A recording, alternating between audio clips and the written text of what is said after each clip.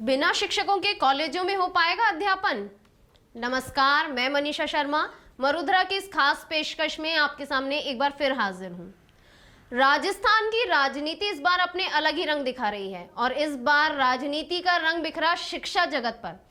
राजस्थान की सरकार ने इस बार एक अनोखा फैसला लिया है जो शायद ही संपूर्ण भारत के इतिहास में आज तक लिया गया हो, और यह फैसला है शिक्षकों के बिना कॉलेज चलाने का। सब जानते हैं कि गुरु बिना ज्ञान संभव ही नहीं है, लेकिन शायद राजस्थान सरकार इस बात से सरोकार नहीं रखती। तभी तो राज्य सरकार ने राज्य में कॉलेज तो खोले, लेकिन उनमें शिक्षकों के पद नहीं रखे। राजस्थान सरकार ने पूरे राज्य में 37 नए कॉलेज खोले हैं, लेकिन इन नए कॉलेज में शैक्षणिक व अशैक्षणिक पदों तथा भवन निर्माण के लिए वित्तीय स्वीकृति देने से इनकार कर दिया है। सरकार के स्पष्ट आदेश यह हैं कि इन पदों पर वर्तमान वित्तीय वर्ष में और भविष्य में किसी तरह की स्वीकृति नहीं दी जाएगी। यदि ऐसा है तो ये नए कॉलेज बिना भवन, बिना फर्नीचर, बिना शिक्षकों और बिना अशैक्षणिक स्टाफ के किस तरह यूनिवर्सिटी से संबंधितता के मापदंडों को पूरा कर पाएंगे? कैसे सरकार विद्यार्थियों को गुणवत्तापूर्ण शिक्षा प्रदान कर पाएगी? कैसे सरकार बिना संसाधनों के इन कॉलेजों को चला पाएगी? संसाधन रहित इन कॉलेजों में विद्यार्थी किस तरह पढ़ पाएंगे और किस तरह अपने भविष्य का निर्माण कर पाएंगे? इन तमाम सवालों के जवाब पाने के लिए राजस्थान विश्वविद्यालय एवं कॉलेज शिक्षक संघ राष्ट्रीय काफी समय से संघर्षरत है। मरुधरा ने जब संघ के प्रदेश महामंत्री नारायण लाल गुप्ता से इस विषय पर बातचीत की तो उन्होंने कहा, बिना शिक्षक, बिना भवन, बिना संसाधनों की यह व्यवस्था शिक्षा के स्तर में भारी गिरावट लाएगी।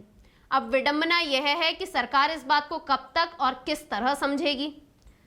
सरकार ने 37 नए कॉलेज खोलने के साथ ही पहले से चल रहे कॉलेजों में 10 विषय ग्रेजुएशन स्तर पर, 7 विषय पोस्ट ग्रेजुएशन स्तर पर शुरू करने और 10 ग्रेजुएशन स्तर के कॉलेजों को पोस्ट ग्रेजुएशन स्तर पर क्रमोन्नत करने के भी आदेश जारी किए हैं, लेकिन इसके लिए भी किसी तरह की वित्तीय स्वीकृति नहीं दी गई है। इसका सीधा मतलब ये रहा कि सरकार बिना बिजली पानी के खर्च के, बिना बिल्डिंग के, बिना शैक्षणिक तथा अशैक्षणिक स्टाफ के, बिना फर्नीचर के, बिना किसी तरह के संसाधनों के कॉलेज चलाना चाहती है।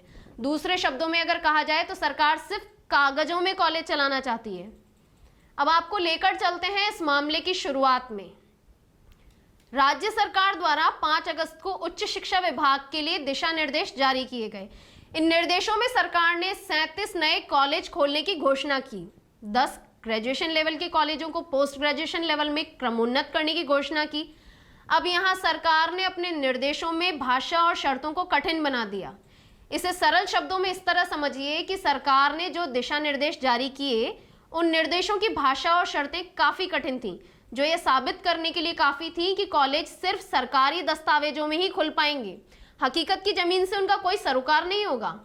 सरकार ने अपने 5 अगस्त के आदेशों में लिखा है कि नए कॉलेजों में किसी भी तरह की शैक्षणिक और अशैक्षणिक पदों के लिए नियुक्ति इस वित्तीय वर्ष में या निकट भविष्य में नहीं दी जाएगी, क्योंकि सरकार को उन कर्मचारियों को वेतन का भुगतान भी करना होगा। साथ ही भवन निर्माण या भवन की रिपेयर से संबंधित किसी भी खर्च के लिए कोई राशि स्वीकृत नहीं की जाएगी। इसके बाद सरकार ने इस आदेश के ठीक एक दिन बाद यानी 6 अगस्त 2020 को एक नया आदेश सामने रखा। उसमें जो शर्तें सामने आई वो विचलित कर देने वाली थी। यहाँ पिछले आदेश में सरकार ने शैक्षणिक और अशैक्षणिक पदों पर वर्तमान या निकट भविष्य में नियुक्ति देने से इनकार किया था, लेकिन इस बार जो नया आदेश आया उसकी शर्तों में से निकट भविष्य शब्द में से निकट शब्द को ही हटा दिया गया, यानी आने वाले समय में भी किसी पद पर नियुक्ति की उम्मीद खत्म हो गई। इसके साथ ही एक नई शर्त जो सामने आई वो यह है कि कॉलेज में बिजली पानी के खर्च का भुगतान करने के लिए भी कोई राशि नहीं दी जाएगी। इसका सीधा मतलब ये है कि जितने भी नए कॉलेज खुले हैं उनमें 2-4 साल में शिक्षकों की नियुक्ति की जो उम्मीद थी उसे भी सरकार के इस फैसले ने खत्म कर दिया, यानी बिना शिक्षक और भवन के कॉलेज चलाए जाएंगे।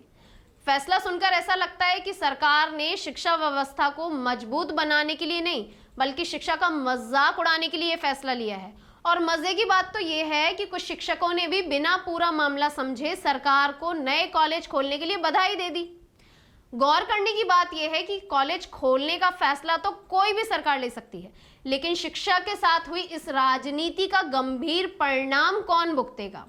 विद्यार्थियों के साथ हुई इस नाइंसाफी का जिम्मेदार किसे ठहराया जाएगा? गुणवत्तापूर्ण शिक्षा देने का दावा करने वाली सरकार के इस फैसले से क्या शिक्षा की गुणवत्ता कम नहीं होगी? रोजगार देने का दावा करने वाली सरकार जब खुद ही नियुक्तियां देने से इनकार कर देगी तो बेरोजगार युवाओं को रोजगार कैसे मिलेगा। अब वक्त है सरकार से अपने सवालों के जवाब और हक की मांग करने का। अब जरूरत है दलगत राजनीति से ऊपर उठकर सर्वजन कल्याण के बारे में सोचने का। मरुधरा की तमाम दर्शकों से यही अपील है कि देश हित में शिक्षा सर्वोपरि है, इसे राजनीति का शिकार होने से बचाएं। जय हिंद। पिछले दिनों राज्य सरकार द्वारा 37 नए राजकीय महाविद्यालय खोलने की जो घोषणा की गई थी, उसको लेकर जो आदेश जारी हुआ है वो एक बहुत ही चिंता में डालने वाला आदेश है। उच्च शिक्षा के लिए अत्यंत ही प्रतिगामी और इतिहास में इस तरह का पहली बार उच्च शिक्षा के इतिहास में हुआ है कि आदेश में ये कहा गया है कि नए महाविद्यालयों के लिए कोई फैकल्टी सैंक्शन नहीं की जाएगी, कोई पोस्ट ना इस फाइनेंशियल ईयर में सैंक्शन की जाएगी, ना ही भविष्य में सैंक्शन की जाएगी, ना ही बिल्डिंग या रिपेयर के लिए कोई ग्रांट दी जाएगी। यानी कुल मिलाकर बिना बिल्डिंग और बिना फैकल्टी के कॉलेज चलाने की बात है। ये आदेश जारी करते समय पहली बार ऐसा हुआ है कि शिक्षा की गुणवत्ता, उसका अफिलिएशन कैसे होगा, वहां पर पोस्ट नहीं होगी तो विद्यार्थी किनसे पढ़ेंगे, इस विषय की चिंता नहीं की गई है। अब तक जो होता था उसमें फाइनेंशियल सैंक्शन आती थी पोस्ट की, बाद में वो पीएससी के द्वारा भरी जाती थी, कम से कम 2-4 साल बाद वो पोस्ट तो भर जाती थी।